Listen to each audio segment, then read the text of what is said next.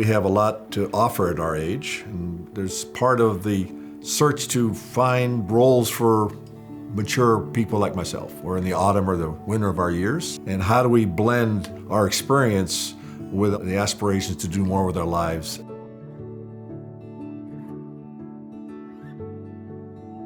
I think sometimes when we're retired, we think we're the only ones and that we don't know what to do with our lives, and we maybe devalue our life experiences.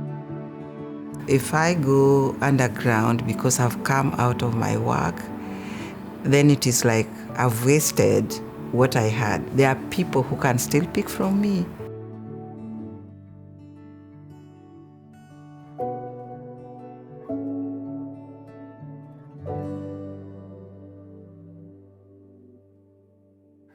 In so many ways, our lives are busy, and a program like ILI allows you to step back and to think about the deeper currents of your life. And one of the currents we like to explore is the current of the heart's desire. And in particular, you want to see what's the connection between the deepest desires of our hearts and the needs and challenges of the world. So our work is to really look at the terrain of self-awareness, self-development that leads to self-gift.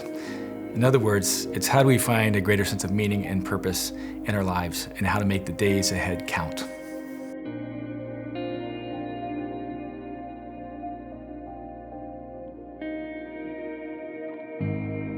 I graduated from San Jose State College in 1983 and went to work in the high-tech industry of Silicon Valley, which at that point was just starting. I felt like there was always something on my heart that wanted me to reconnect to the community and to people. As I got to know people who had spent much of their lives incarcerated and how the system and trauma impacted them, I became very interested in understanding that and got trained in the Prison Yoga Project, which is a trauma-informed approach to yoga.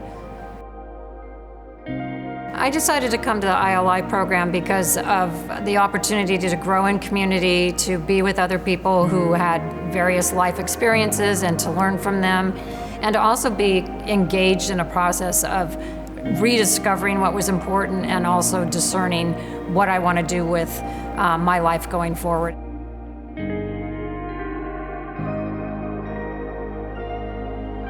I graduated from Notre Dame in May of 1971 and immediately went on active duty with the Marine Corps as a commissioned second lieutenant and spent the next 30 years living my dream.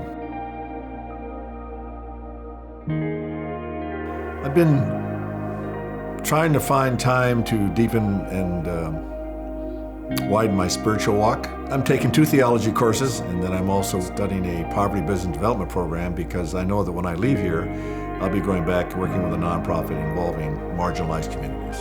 I'm satisfying 2 aspirations here. One, to again deepen my faith walk and understanding of my Christian faith. And secondly, because I realize is that there'll be another chapter in my life when I leave here.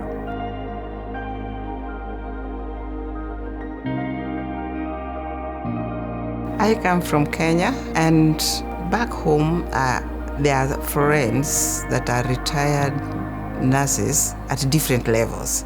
I joined them as a retired nursing officer, and I saw that there is more that you can do to the community because they are a resource in terms of healthcare.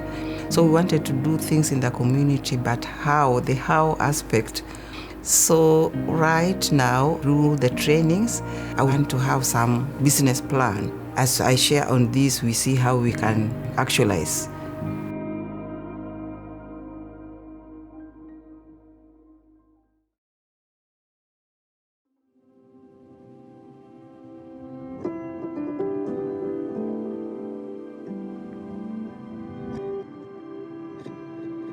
Well, we're from a broad spectrum of enterprises in America. We bring different experiences, but they all focus on some degree of leadership capabilities and experiences and achievements in our past.